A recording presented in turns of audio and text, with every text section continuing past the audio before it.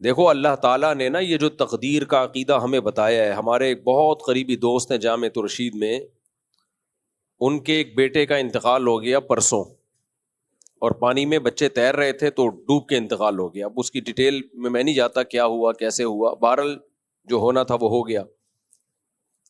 8-9 سال کا بچہ، آپ تصور کر لو کیا انسان کے رونگٹے کھڑے ہو جاتے ہیں کھیلتا. اور عید کے اگلے دن، عید پہ بچے نے تصویریں کھنچائی ہیں خوبصورت نماز پڑھتے ہوئے، جیسے 7-8 سال کے بچوں کی مائیں تصویریں لے رہی ہوتی ہیں نا عید پہ تیار کر کے.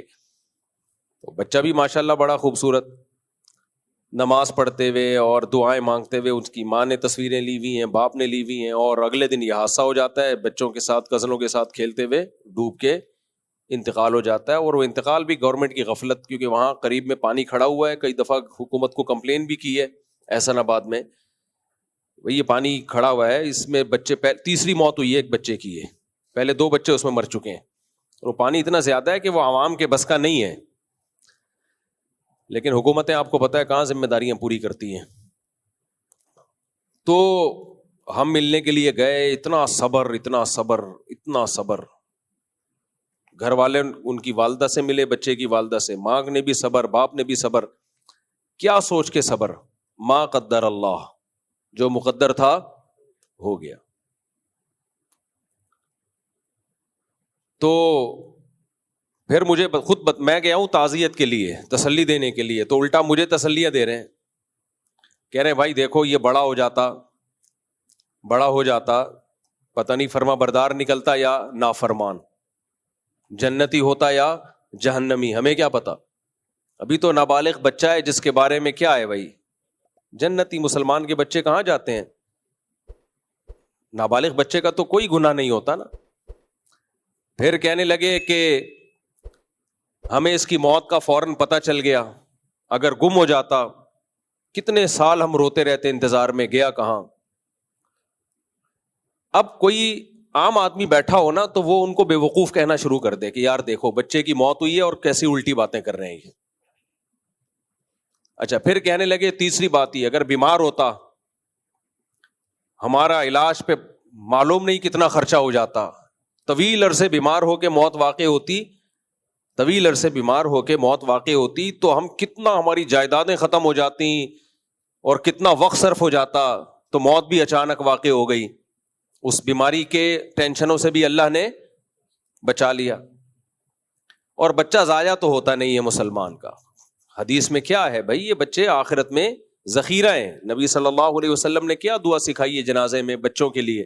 اللہم اجعلہ لنا اجرا و ذخرا، اللہم اجعلہ لنا شافعا و مشفعا، کہ اللہ اس کو ہمارے لیے ذخیرہ آخرت بنا، اس کو ہمارا سفارشی بنا، اور اس کی سفارش ہمارے حق میں قبول بھی کر لینا.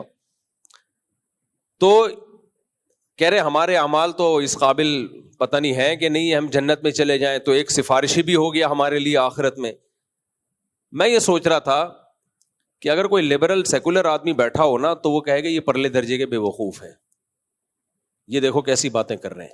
باتیں تو ابھی یہ ہونی چاہیے کہ ہمیں یہ کرنا چاہیے تھا، ہمیں یہ کرنا چاہیے تھا، ہم نے یہ کیوں نہیں کیا، ہم نے یہ کیوں نہیں کیا. اور یہ باتیں کیا کر رہے ہیں؟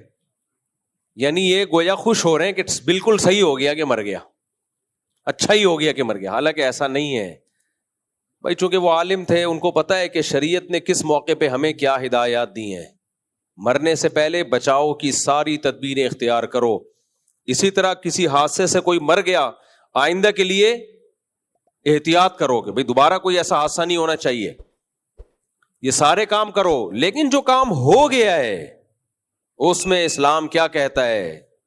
اس میں اسلام کہتا ہے جو ہو گیا تو نبی نے فرمایا کہ لو کا جو لفظ ہے، اگر یہ کر لیتا تو یوں ہوتا، اگر یوں کرتا تو یوں ہوتا. آپ نے فرمایا یہ اگر کا لفظ شیطان کا لفظ ہے. یہ لِيَجْعَلَ اللَّهُ ذَلِكَ حَسْرَةً فِي قُلُوبِهِمْ، اللہ نافرمانوں کو یہ سب کہنے کی توفیق دیتا ہے، اگر ہم یوں کر لیتے تو یوں ہو جاتا، یوں کر لیتے تو یوں. اللہ کہتے ہیں یہ اس لیے تاکہ ان کا غم اور زیادہ بڑھے. جو ہونا تھا وہ تو ہو گیا، یہ سوچ سوچ کے غمزدہ ہوتے رہے.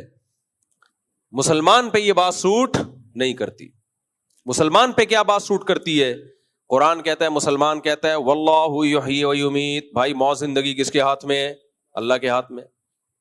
ہاں اس کا یہ مطلب نہیں کہ آئندہ بھی کروائیں آپ یہ سارے کام. احتیاط تو بہرحال شریعت نے حکم دیا, اتنی احتیاط کا حکم دیا, آپ نے حکم دیا کہ رات کو چراغ گل کر دو, چراغ بجھا کے سو, اس لیے کہ اس بات کا امکان ہے کہ چوہا وہ چراغ گرا نہ دے. رات کو چوہے نکلتے ہیں نا, گرا دے گا آگ لگے گی گھر میں. تو احتیاطیں تو بہت زیادہ حکم دیا. ایک صحابی بیٹھے ایسے کنکر, نہیں ہم کنکر پھینک رہے ہوتے ہیں مذاق مذاق میں, آپ نے فرمایا یہ کسی کی آنکھ پھوڑ سکتا ہے یہ کنکر, اس سے کوئی فائدہ نہیں ہے, ایسے لغو کام مت کرو. تو احتیاط کا تو بہت حکم دیا, لیکن جب کوئی کام ہو گیا تو قرآن کیا کہتا ہے؟ کافر کہے گا کہ یوں ہوتا تو یوں نہ ہوتا, یوں ہوتا تو یوں نہ ہوتا, اور روتا رہے گا کاش یہ کرتا, کاش یہ کرتا. لیجعل اللہ ذلک حسرۃ فی قلوبہم, اللہ کہتے ہیں یہ اس لیے کہ ان کے دلوں میں غم حسرت بن جائے.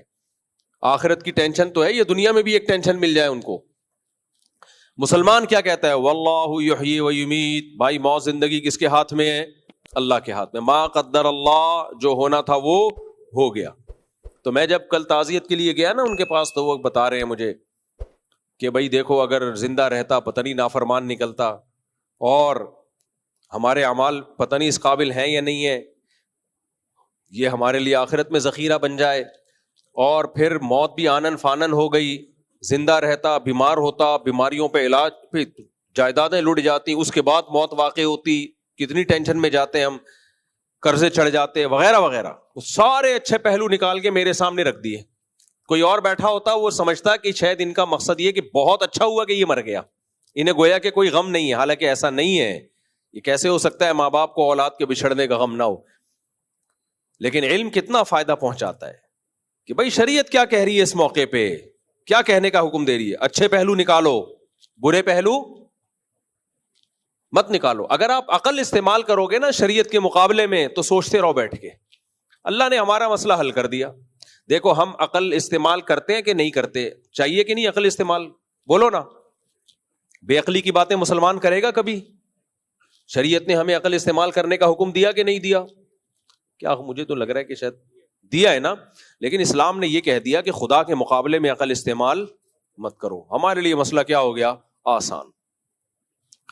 اب اگر ہم بیٹھ کے سوچتے رہیں کہ بھائی نہیں یار یہ تو عجیب سی بات ہو گئی, اصل تو یہی ہے کہ ڈوبا کیوں, گیا کیوں, یہ کیوں, کیوں ایسا, کیوں فلانا, کیوں ڈمکانا, کیوں, عقل تو یہ ایتھیسٹ کی تو عقل یہی کہتی ہے نا.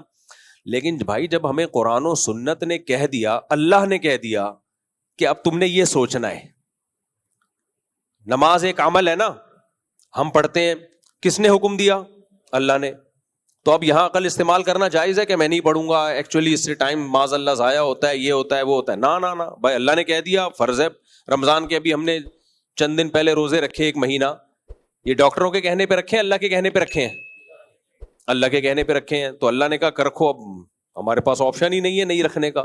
تو اسی طرح اللہ نے غم میں ہمیں کہہ دیا کہ کیا سوچنا ہے اور کیا نہیں سوچنا. تو اب ہمارے پاس آپشن ختم ہو گیا, ٹھیک ہے نا.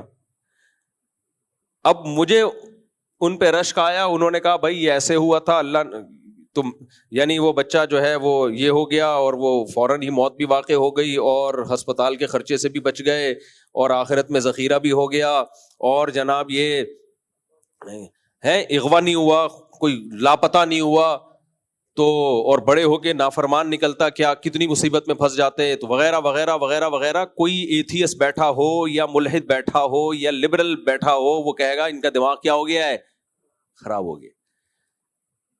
لیکن حقیقت کیا تھی بھائی؟ یہ جو کچھ وہ سوچ رہے ہیں, اس سوچنے پر کس نے مجبور کیا؟ اللہ نے. اللہ نے کہا جب غم ہو جائے تو پھر یہ سوچنا ہے, یہ اللہ کی طرف سے پابندی ہے. اب یہ سوچنا پڑے گا. جب اللہ نے حکم دے دیا تو تمہارے باپ کو بھی اب یہی سوچنا پڑے گا.